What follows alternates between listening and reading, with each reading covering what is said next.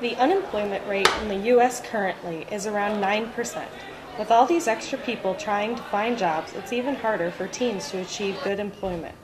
If young adults are serious in their job search, they must first learn the do's and don'ts of employment.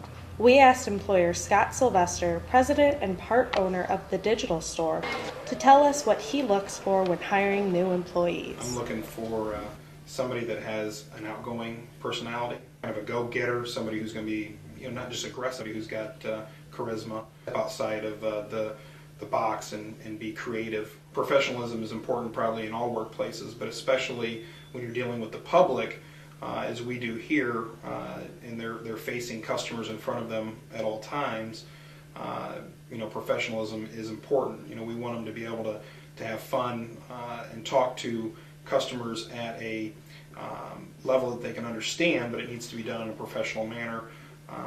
They got to try to keep some jokes to a minimum and try to keep the task at hand by going through the questioning that they would to determine what that customer's needs are, and then evaluating those needs and giving them some suggestions on how to proceed.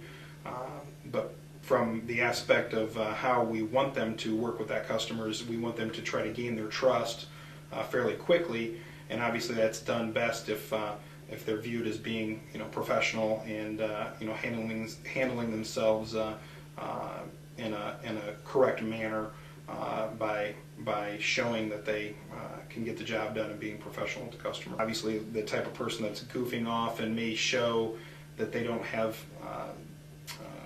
as much responsibility and they don't care as much, those definitely would not be people that I would be interested in hiring to work for us. Well, I expect them to come in with at least like a business casual attire. If they come in with jeans and holes in their jeans and tennis shoes, we would not be looking to hire them, especially for, again, a sales position being on our floor.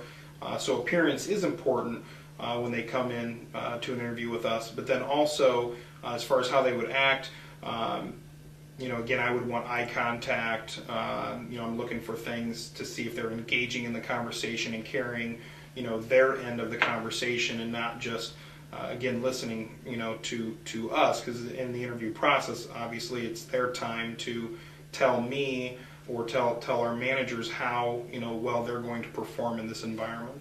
The key questions that we always touch on is, how would they rate their attendance and their punctuality. It's like tardiness and obviously calling in, sick or off work or being late. That is not really tolerated for me and our organization. Again, most places are not going to tolerate it either, but especially in our environment, we actually have to be open to the public, so they have to be on time.